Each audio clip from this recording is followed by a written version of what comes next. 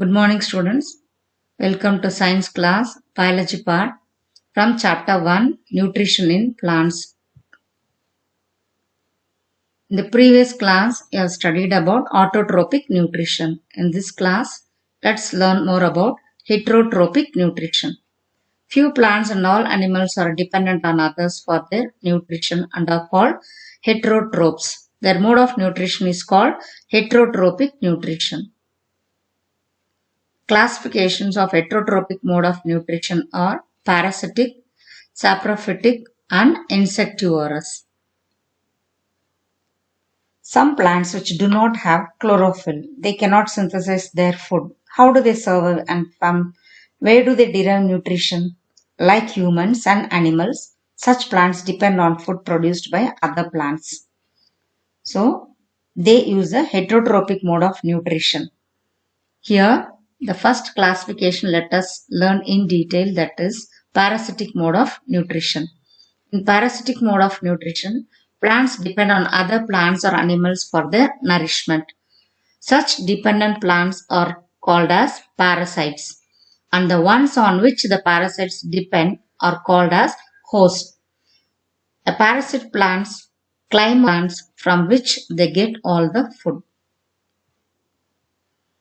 Do you see the yellow tubular structure twinning around the stem and branches of a tree? This is a plant called Cuscuta or amabel. It does not have chlorophyll. It takes ready-made food from the plant on which it is climbing. The plant on which it climbs is called a host. Since it deprives the host of valuable nutrients, it is called a parasite. This is how Cuscuta looks up close. Another classification of heterotrophs are insectivorous plants. Some plants eat insects. Such plants are called insectivorous plants. They trap and digest the insect. Pitcher plant is the example of an insectivorous plant. The insectivorous plants may be green or of some other colors. The pitcher-like structure is the modified part of the leaf. The apex of the leaf forms a lid which can open and close the mouth of the pitcher. Inside the pitcher, there are hairs which are directed downwards. When an insect lands on the pitcher, the lid closes and trapped insects get entangled into the air. The insect is digested by the digestive juices secreted in the pitcher. Such insect-eating plants are called insectivorous plants. Some insectivorous plants are green and carries out photosynthesis. Then why does it feed on insects? They feed on insects to get nitrogen for the synthesis of protein. Now let's learn about saprophytic nutrition. Most fungi are heterotrophic and absorb soluble organic matter from dead substrates and hence are called saprophytes. Those that depend on living plants and animals are called parasites. Saprophyte or saprotroph is an organism which gets its energy from dead and decaying organic matter.